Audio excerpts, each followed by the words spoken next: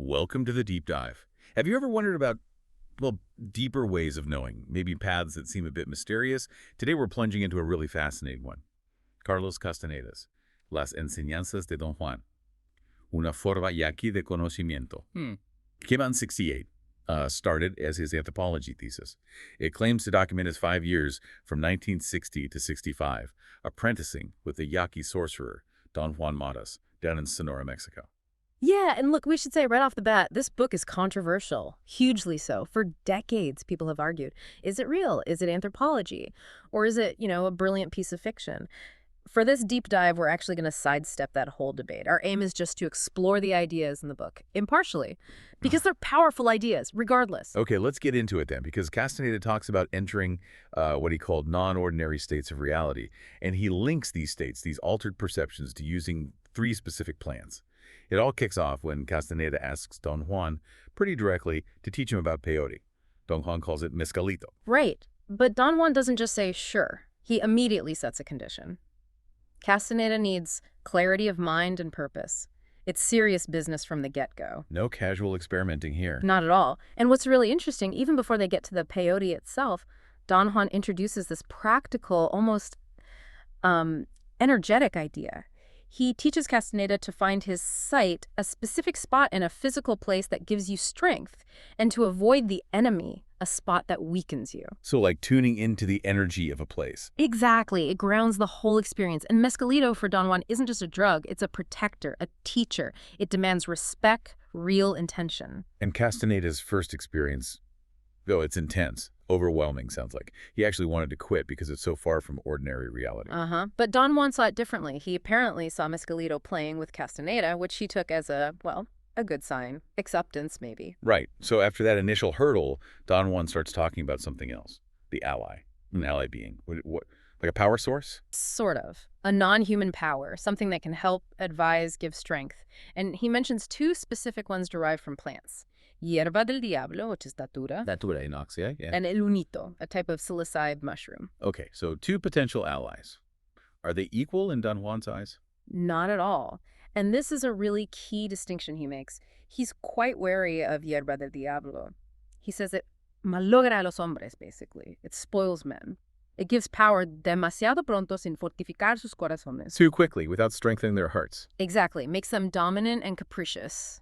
He sees it as a path for power, maybe, but not one he recommends. So what about the other one? El humito. That's Don Juan's preferred ally. He says, it dice hacer, it tells you what to do. It's for observar y ver, observing and seeing. Yeah. And crucially, he claims it lleva a cabo su función sin dañar en lo más mínimo. It does its job without causing any harm.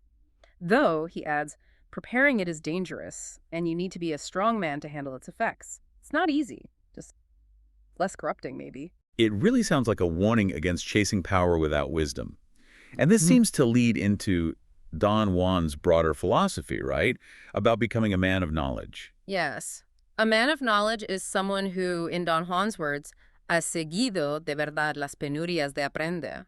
Someone who's genuinely gone through the hardships of learning, unlocking the secrets of, power and knowledge.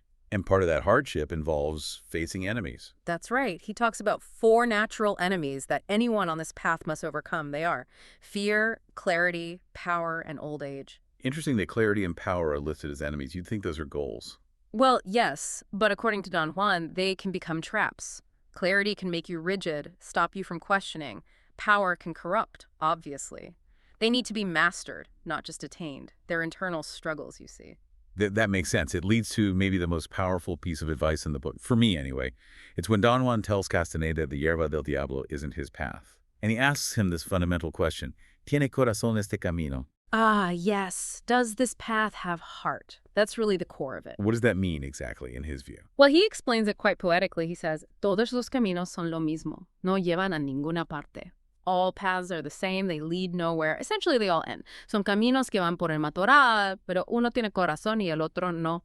They're just paths through the scrub. But one has heart, and the other doesn't. And the difference? Uno hace gozoso el viaje. El otro te hará maldecir tu vida. One makes the journey joyful. The other will make you curse your life. Uno te hace fuerte, el otro te debilita. One makes you strong, the other weakens you. It's about choosing a path based on this inner resonance, this feeling of strength and joy, libre de miedo y de ambición, free from fear and ambition. Wow, from finding your physical sight to finding your life's path with heart, Sure. it's quite a journey packed in there. It really is. And, whether you take Castaneda's account literally or as metaphor or something else, that central message resonates. It's not just about the plants, ultimately. It's about discipline, self-awareness, and listening to that internal compass, asking yourself, does my path have heart? That's a powerful question for anyone, really. Definitely something to reflect on. So Yeah. think about your own life. The choices you make, the path you're walking, does it feel right? Does it make you stronger, bring you joy? Does it, well, have heart?